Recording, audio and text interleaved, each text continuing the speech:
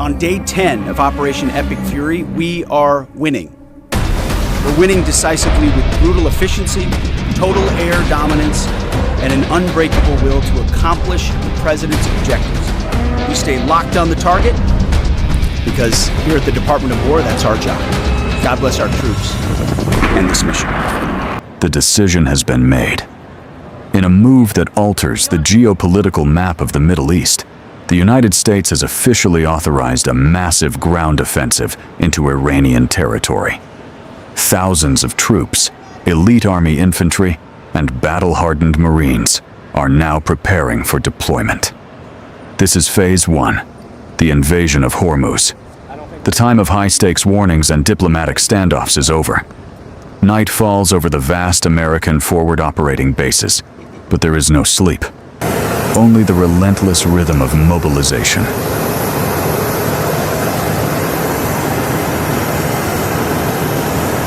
On the tarmac, the massive shadows of C-17 Globemaster IIIs are lined up, engines screaming as they reach flight readiness. These strategic airlifters, capable of carrying over 170,000 pounds of payload, are the iron lungs of this invasion. The orders are being executed. Soldiers are collecting their lives in a single pack, knowing that tonight they leave the sanctuary of the base for the unknown. One by one, they march into the open jaws of the Globemasters. The heavy thud of boots on the metal ramp is the final sound before the mission begins. Every rifle is checked. Every armored plate is inserted. Inside the dim cargo holds, the mood is locked in. These men are the tip of the spear. As the ramps close and the wheels begin to turn, the geopolitical clock hits zero.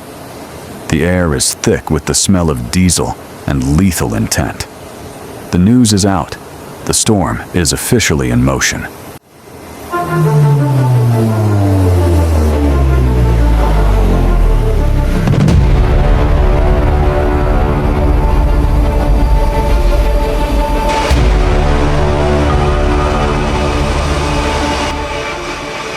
The ground trembles as the iron giants begin to move. This is no longer a drill. More than 15 C-17 Globemasters are taxiing in a massive elephant walk, creating a continuous line of strategic power that stretches to the horizon. Each aircraft is a fortress, carrying the weight of the coming storm. The Fifth Fleet confirmed that the Strait of Hormuz remains functionally paralyzed. While diplomatic deadlines have been extended to April 6th, the military reality is shifting. These 15 Globemasters represent the largest single-day surge of combat power since the start of the 2026 crisis. The goal is clear: to establish a tactical foothold before the window for negotiations closes. If these wheels leave the tarmac, the invasion is no longer a threat. It is a fact. Thousands of soldiers are locked in, watching the runway disappear behind them. The next time these ramps open, it will be in the heat of the Iranian coast. The countdown to the ground assault has hit the final seconds.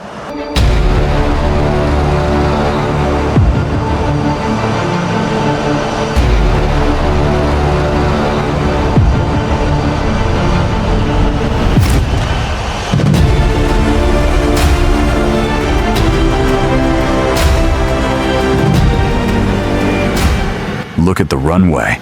This isn't just a departure, it's a statement.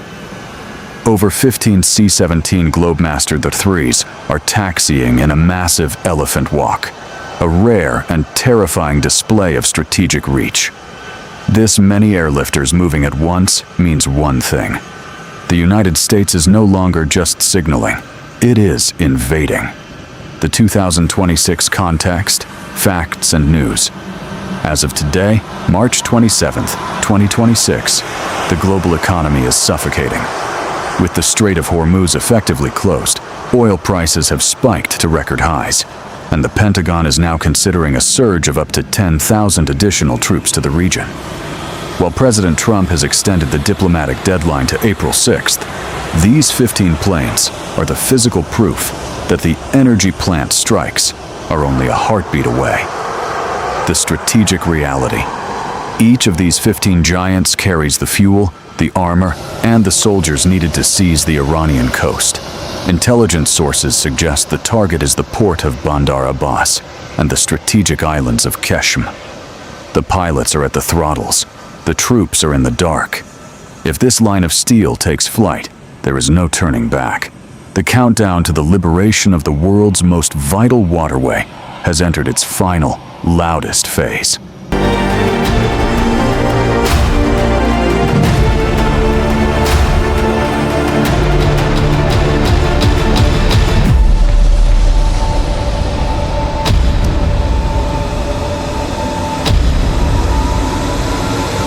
The world changes when you look through the green veil of night vision. Under the absolute cover of darkness, the next phase of the offensive is sparking into life. On a remote forward base, the silent roar of rotor wash fills the air as several elite specialized units prepare for extraction. These are the ghosts of the operation. While the heavy C-17 Globemaster dominate the radar, these soldiers are the surgical edge. Looking through their GPNVG-18IS, they perform their final gear checks with lethal precision. Every laser, every suppressor, every bolt is verified. First light, March 27th.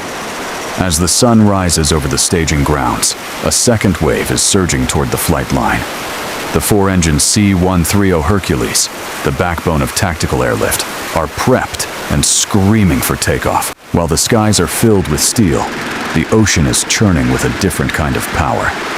Across the Gulf of Oman, thousands of United States Marines are making their final preparations on the humid decks of the 5th Fleet's amphibious strike group. This is the Seaborne Hammer. Heavily armed Marine expeditionary units are checking their amphibious combat vehicles and loading their packs for the crossing. The mission is no longer theoretical. The Strait blockade has strangled global trade for weeks, and these Marines are the force assigned to kick the door down.